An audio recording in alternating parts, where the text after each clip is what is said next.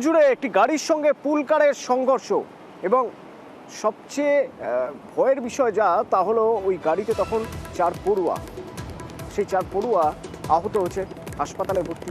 কেমন আছে তারা আগে জানতে চাইবো। আমার প্রতিনিধি দেবাশিস আমার সঙ্গে রয়েছেন। দেবাশিস, কেমন আছে ওই 4 পড়ুয়া এবং তারপর জানতে চাইবো কিভাবে ঘটনা ঘটল।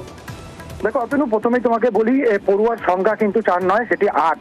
ইতিমধ্যেই 8 জনের মধ্যে 2 জনের অবস্থা বা 2 জনের আঘাত কিন্তু গুরুতর, যাদের মাথায় প্রায় 5 থেকে 6টি করে সেলাই পড়েছে এবং বাকিদের প্রাথমিক চিকিৎসার পর তাদেরকে আর বাড়িতে ছেড়ে দেওয়া হয়েছে। মূলত মাকড়দার একটি বেসরকারি স্কুল, সেখানকার একেবারেই খুদে পড়ুয়া, তাদেরকে নিয়ে একটি পুলকার ডোমজুড়ে তাদের বাড়ির দিকে যাচ্ছিল।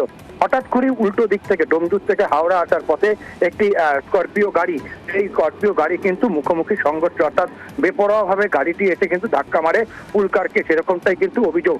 এবং তখনই উল্টে যায় পুরো পুলকার এবং ছাত্রদের নিয়ে, পড়ুয়াদের নিয়ে উদ্ধার করে ডোমজুড়ের একটি বেসরকারি হাসপাতালে নিয়ে যাওয়া হয়।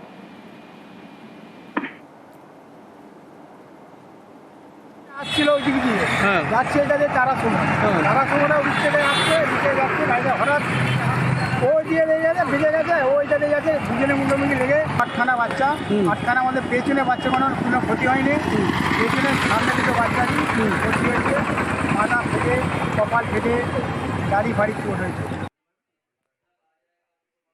একটা স্করপিওর সাথে অ্যাক্সিডেন্ট মুখোমুখি হয়েছে।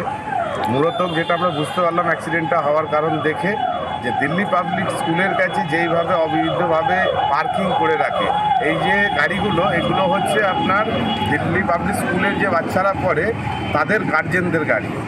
আহত হয়েছে মোটামুটি 5 জন, তার মধ্যে গুরুতর আহত হয়েছে 2টো বাচ্চা, ঠিক আছে। আর ড্রাইভার তার সাথে আছে, ওনার